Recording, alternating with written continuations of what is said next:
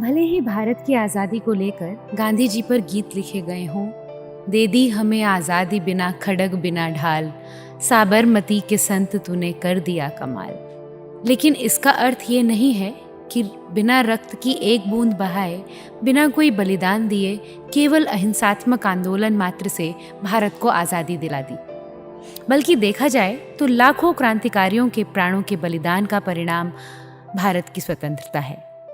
आज हम एक ऐसी ही बलिदानी वीरांगना का किस्सा लेकर आए हैं, जिसके रक्त की बूंद बूंद में स्वतंत्रता की चिंगारी थी और अथाह जज्बा था।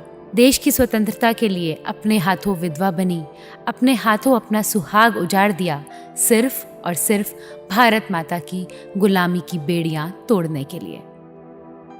वीर बलिदानी के इस स्पेशल एपिसोड में आपका एक बार फिर स्वागत है।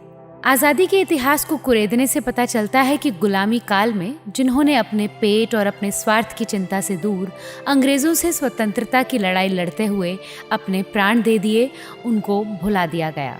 और जिन्होंने अंग्रेजों के साथ उनके महलों में लंच डिनर किया, उनके साथ हवाई जहाज पर घूमे, आज़ादी के नाम पर जिन लोगों ने लाठी तो छोड़िए, तबीयत से एक पत्थर भी अंग्रेजों की तरफ कभी नहीं उछाला, उन्हीं दो चार लोगों को भारत के बापू, चाचा, गुरुदेव और मदर आदि जैसे नामों से नवाजा गया। इसी के विपरीत भारत की आज़ादी के लिए अपना सब कुछ दांव पर लगाने वालों को कहीं गुमनामी की मौत मिली, तो कहीं आज़ादी के बाद सड़कों पर फूल बेचकर अपना जीवन बिताने की विवशता। इन्हीं गुमनाम महान क्रांतिकारियों में से एक महिला क्रांतिकारी थी नीरा आर्या। नीरा का जन्म 5 मार्च 1902 तत्कालीन संयुक्त प्रांत के मेरठ जिले के खेकड़ा गांव में हुआ था। वर्तमान में खेकड़ा भारत के उत्तर प्रदेश राज्य में बागपत जिले का एक कस्बा है। आज़ादी के बाद नीरा जी का जीवन सड़क किनारे फूल बेचते हुए बीता। नीरा आर्या की कहानी रूह को कपाने वाली है। नीरा आर्या और उनके भाई वसंत कुमार दोनों ही आज़ाद हिंद फौज के सिपाही थे। नीरा आर्या का पूरा जीवन संघर्ष, थ्रिल और सस्पेंस का मिश्रण है।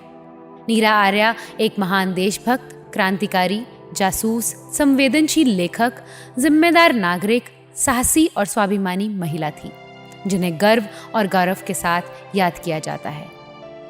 नीरा आर्या ने नेताजी सुभाष चंद्र बोस के प्राणों की रक्षा के लिए सेना में भर्ती अपने अफसर जयकांत दास की हत्या कर दी थी। मौका देखकर जयकांत दास ने सुभाष चंद्र बोस पर गोलियां दागी, लेकिन वो गोली सुभाष बाबू के ड्राइवर को जा लगी। लेकिन इसी दौरान नीरा आर्या ने अपने पति जयकांत दास के पेट पर खंजर घोंपकर हत्या कर दी और सुभाष बाबू के प्राणों की रक्षा की। अपने पति की हत्या करने के कारण सुभाष बाबू ने नीरा आर्या को नागिन नाम दिया। आज़ाद हिंद फौज के समर्पण के बाद जब दिल्ली के लाल किले में मुकदमा चला, तब आज़ाद हिंद फौज के सभी सिपाही बरी कर दिए गए, लेकिन नीरा आर्या को अपने अंग्रेज अफसर पति की हत्या के आरोप में काले पानी की सजा सुनाई गई तथा उन्हें घोर यातनाएं दी गईं। नीरा लिखती हैं कि जब कोलकाता जेल में थी तो हमारे रहने का स्थान वे ही कोठरियाँ थीं जिनमें अन्य महिला राजनीतिक अपराधी या तो रही थी या रहती थी। हमें रात के 10 बजे कोठरियों में बंद कर दिया गया और चटाई कंबल आदि का नाम भी सुनाई नहीं पड़ा। मन में चिंता होती थी कि क्या इसी प्रकार की स्वतंत्रता गहरे समुद्र में अज्ञात द्वीप में मिलेगी, कि अभी से ओढ़नी अथवा बिछौने का ध्यान छोड़ने की आवश्यकता आ पड़ी है। जैसे तैसे जमीन पर ही लोट लगाई और नींद भी आ गई। लगभग 12 बजे एक पहरेदार 2 कंबल लेकर आया और बिना बोले चाले ही ऊपर फेंक कर चला गया।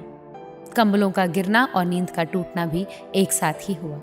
बुरा तो लगा, परंतु कंबलों को पाकर संतोष भी आ ही गया। अब केवल वही एक लोहे के बंधन का कष्ट और रह रहकर भारत माता से जुदा होने का ध्यान साथ में था।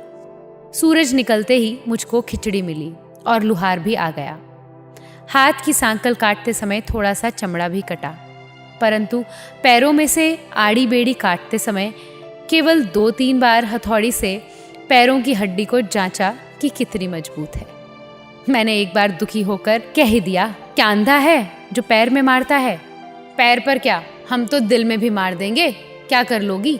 उसने मुझे कहा। बंधन में हूँ, तुम्हारा कर भी क्या सकती हूँ। फिर मैंने उनके ऊपर थूक दिया था। कि औरतों की इज्जत करना सीखो। जेलर भी साथ थे तो उसने कड़क आवाज में कहा, तुम्हें छोड़ दिया जाएगा यदि तुम बता दोगी कि तुम्हारे नेताजी सुभाष कहाँ हैं। वे तो हवाई दुर्घटना में चल बसे, मैंने जवाब दिया। सारी दुनिया जानती है नेताजी जिंदा हैं। झूठ बोलती हो तुम कि हवाई दुर्घटना में मर गए, जेलर ने कहा। हाँ, नेताजी जिंदा हैं। तो कहाँ हैं? मेरे दिल में जिंदा हैं वे। जैसे ही मैंने कहा तो जेलर को गुस्सा आ गया और बोले, तो तुम्हारे दिल से हम नेताजी को निकाल देते हैं। और फिर उन्होंने मेरे आंचल पर ही हाथ डाल दिया और मेरी आंगी को फाड़ते हुए फिर लुहार की ओर संकेत किया। लुहार ने एक बड़ा सा जंबूड़ औजार, जैसा फुलवारी में इधर उधर बड़ी हुई पत्तियां काटने के काम आता है, उस रिपर को उठा लिया और मेरे दाएं उरेस को उसमें दबाकर काटने चला। लेकिन उसमें धार नहीं थी, ठूंठा था और ओरोज़ों को दबाकर असहनीय पीड़ा देते हुए दूसरी तरफ से जेलर ने मेरी गर्दन पकड़ते हुए कहा, अगर फिर जबान लड़ाई तो तुम्हारे ये दोनों गुब्बारे छाती से अलग कर दिए जाएंगे। उसने फिर चिमटानुमा हथियार मेरी नाक पर मारते हुए कहा, शुक्र मानो महारानी विक्टोरिया का, इसे आग में नहीं तपाया। आग से तपाया होता तो तुम्हारे दोनों उभार बुरी तरह उखड़ जाते। नीरा आर्या की कहानी पढ़कर जितना भी कोशिश कर लो, आंखों में आंसू टपक ही पड़ते हैं, रूह कांप जाती है। ऐसी कहानियाँ हमें बताती हैं कि हमारी माताओं बहनों ने अपना सब कुछ इस राष्ट्र के लिए न्यौछावर कर दिया था, जिनका नाम आज भी गुमनामी के अंधेरे में जिंदगी जी रहा है। और लोग गीत गा रहे हैं, दे दी हमें आज़ादी बिना खड़क बिना ढाल, साबरमती के संत तूने कर दिया कमाल।